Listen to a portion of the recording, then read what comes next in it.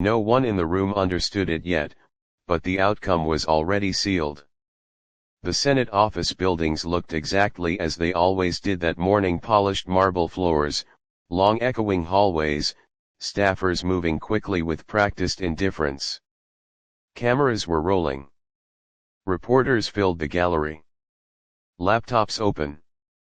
Phones ready. Everyone expected a routine confirmation hearing. Long speeches.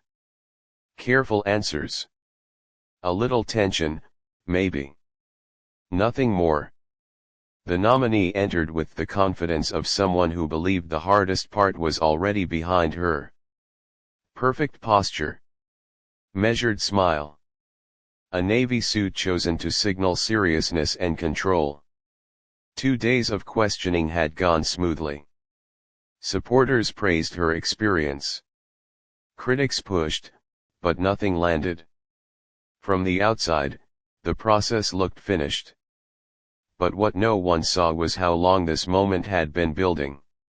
For months, one lawmaker had been working quietly, far from the cameras. Late nights.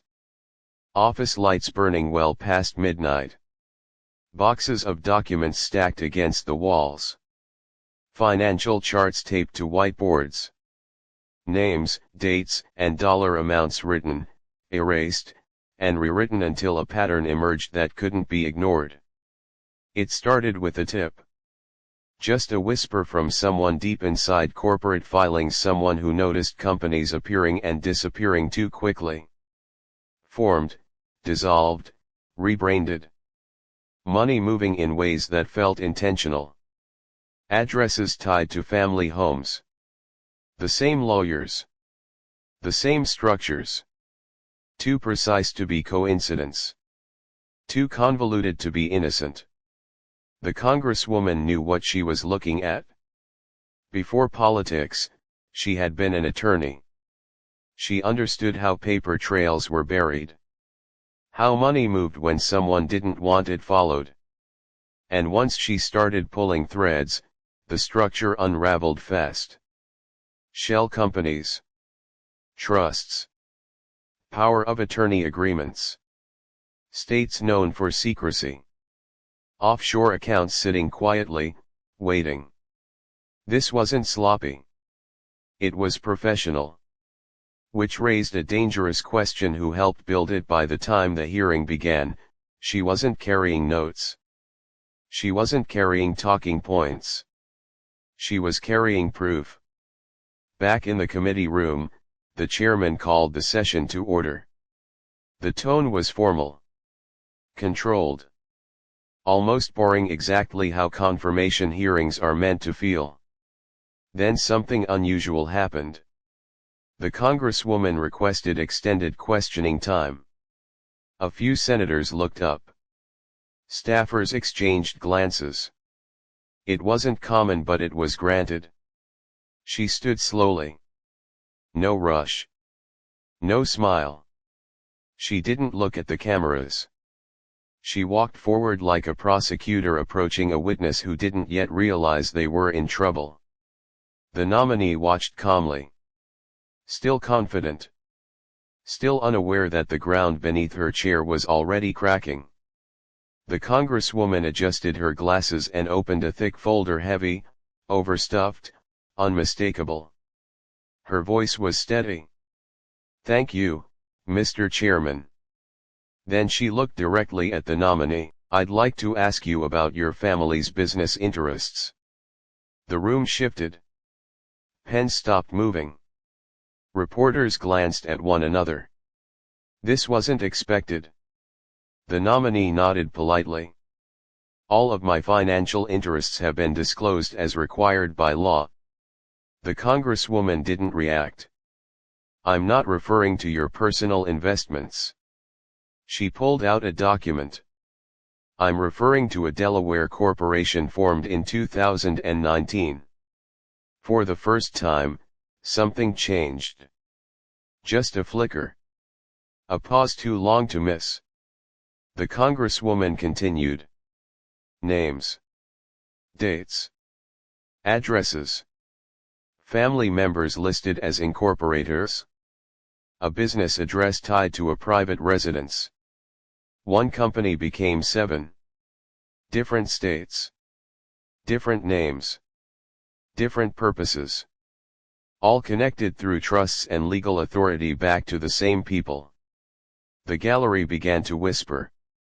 This structure, the Congresswoman said calmly, is designed to move money quietly while separating ownership from control. The nominee shifted in her chair. Her confidence thinned. Then came the numbers. Millions in consulting payments. Funds leaving U.S. accounts within days. Offshore transfers. Cayman Islands. British Virgin Islands. The word offshore hit the room like a dropped weight. These offshore entities, the Congresswoman continued, then issued low-interest loans back to family members. She paused. That allows access to income without reporting it as income. The meaning landed hard. The nominee pushed back. Called it speculation. Routine business. The response was immediate. This isn't speculation, the Congresswoman said. It's documentation. Then she shifted. Let's talk about your clients. A contract appeared on the screen. A consulting firm tied to foreign government interests. $250,000 paid for strategic guidance related to U.S. legal policy. The room froze. Were you or your family providing insight into U.S. justice operations while you were under consideration for this role? The nominee denied wrongdoing too quickly. Oh, this isn't phishing, the Congresswoman replied. This is tracing. More documents. More payments. More countries. Saudi-linked entities. Ukrainian firms already under investigation abroad. Phone records. Emails timed around key policy moments. Objections erupted. The chairman struggled for order. Cameras zoomed in as a water glass tipped, spilling across the table. Then the Congresswoman reached the final document. Her voice dropped. Are you aware that federal investigators have been monitoring communications connected to your family's business activities? Silence. The nominee froze. Her attorney stood. Objections. Fifth Amendment. For a moment, no one moved. Then the room exploded. Reporters ran. Phones lit up. News alerts went nationwide. Invoking the Fifth at a confirmation hearing was unheard of.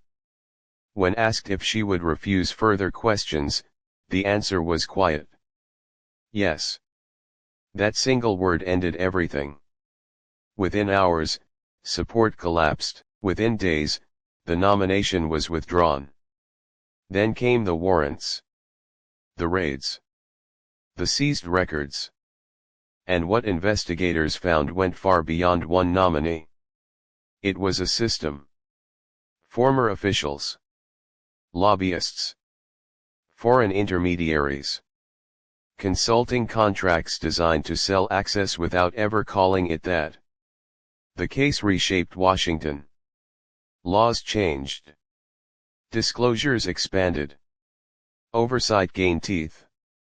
And the Congresswoman she didn't celebrate. She didn't tour cable news. She went back to work. Because power doesn't collapse from noise. It collapses from evidence. And sometimes, all it takes is one